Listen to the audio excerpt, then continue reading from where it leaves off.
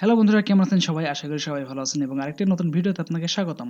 বন্ধুরা, আমার সবচেয়ে আজকে খুশির সংবাদ হলো আমাদের চ্যানেলে ১,০০০ সাবস্ক্রাইবার প্লাস পূর্ণ হয়ে গেছে। আর বন্ধুরা, আপনাদের অসংখ্য ধন্যবাদ যে আমার এই চ্যানেলটাকে সাবস্ক্রাইব করার জন্য।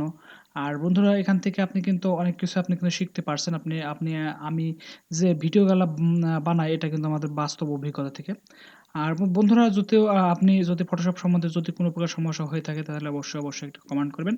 আমাদের বিজনেসে যেটা সবথেকে বেশি যেকোনো সময় আপনার কাজ হয় সেই বিষয়টা নিয়ে আলোচনা করা হয় এবং আমি চাই যে আপনি সবসময় এই কাজগুলো আমরা করতে থাকি। যে আমি যেমন একটি কাজ করে থাকি, এখানে আমাদের আ মেবি অনেক সময় অনেক ট্রেন্ডিং কাজ হয়ে থাকে যেটা কিন্তু মানুষের সবসময় সবভাবে হয় না। আ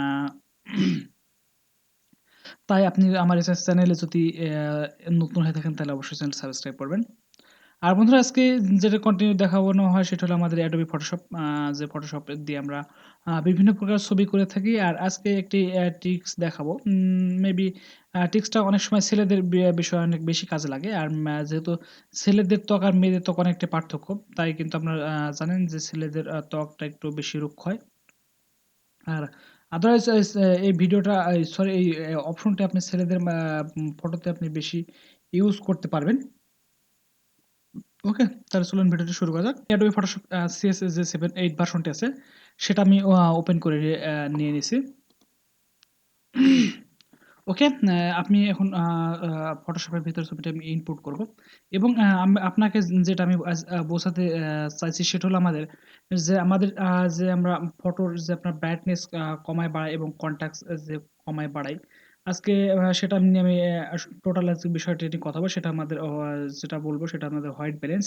আপনি যদি ছবির যদি হোয়াইট ব্যালেন্সটা যদি ঠিকঠাক করতে পারেন তাহলে কিন্তু আপনার ছবিটা অনেকটাই ভালো হবে। আর আমার পাসপোর্ট আ ছবি নিয়ে অনেক ভিডিও আছে। আপনারা যদি এই ভিডিওটি ১ম দেখে থাকেন তাহলে অবশ্যই আমার অন্য ভিডিওগুলো দেখবেন। মনে হয় না আপনার ভিডিওগুলো দেখে আপনার বেশি লস হবে। আপনি জাস্ট একবার দেখতে পারেন।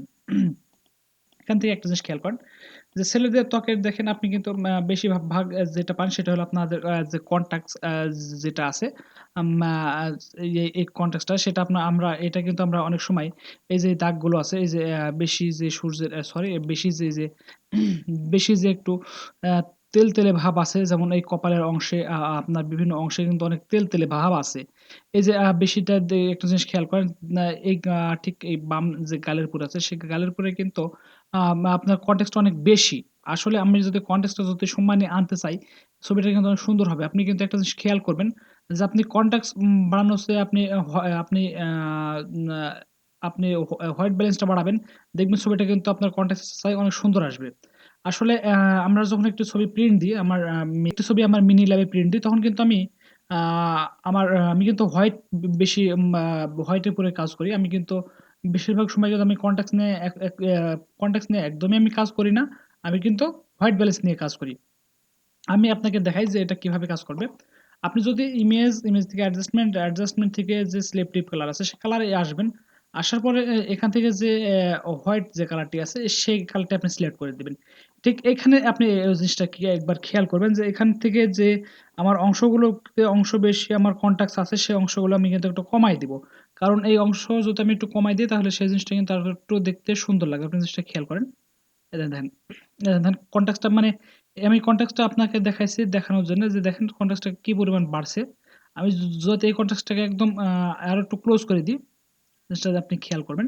যদি কনটেক্সট আমি যদি 0 করে দিই, এই ছবিটা কিন্তু ছবিটা কিন্তু আমি পুরাটা আমি 0 করব না। আমি হালকা একটু রাখবো।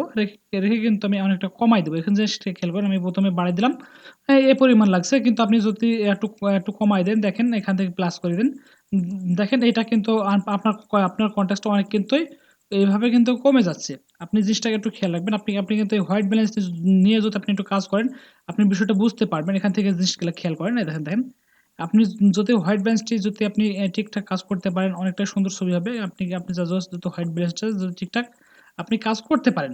আপনি এই হোয়াইট ব্যালেন্স নিয়ে আপনি একবার আপনার যে স্টুডিও আছে, সেই স্টুডিও কিন্তু আপনি একবার এই স্টুডিও যে ছবিগুলো আপনি উঠান। ছবিগুলা উঠানোর পরে কিন্তু আমি একটা কথা বলি, আমি যখন আমার স্টুডিওতে ছবি উঠাই, আমার স্টুডিওতে ছবি কিন্তু আমি জিনিসটা কাজটা হয় কিনা সেটা আমরা কিন্তু ব্যবহার করি। ব্যবহার করার ঠিক কয়েকদিন পরে কিন্তু আপনাদেরকে টিউটোরিয়াল দিই।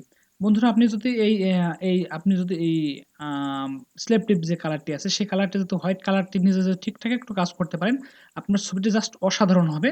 তো এখানে আবার একটি কারণ আছে। আপনি কিন্তু মনে করেন যে আউটডোরে গিয়ে যে ছবিগুলো উঠাবেন সেগুলো কিন্তু সেম একই সেটিং এ হবে না। আপনি যেমন স্টুডিওতে ছবি তোলেন, আপনি কন্টিনিউ অভ্যস্ত স্টুডিওতে ছবি ওঠানো। কিন্তু ছবির পরে আপনি কিন্তু আপনার স্টুডিওর যে ছবিগুলো সেগুলো কিন্তু আপনি সহজেই কিন্তু ঠিকঠাক করতে পারবেন। আপনি যখন আউটডোরে ছবি তুলবেন তখন কিন্তু একটু ঠিক করতে একটু সময় লাগবে। কারণ আপনাকে বিভিন্ন সেটিং আপনাকে এপ্লাই করতে হবে। এপ্লাই করার পর আপনি কিন্তু বুঝতে পারবেন।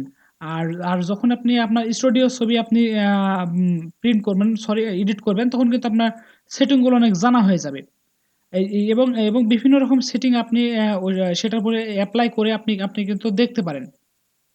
আর বন্ধুরা আপনি এই হোয়াইট ব্যালেন্স নিয়ে আপনি যদি একটু কাজ করেন তাহলে অনেকটাই ভালো হবে। আর হোয়াইট ব্যালেন্স নিয়ে যদি কোনো প্রকার কোয়েশ্চেন থেকে থাকে তাহলে অবশ্যই করবেন।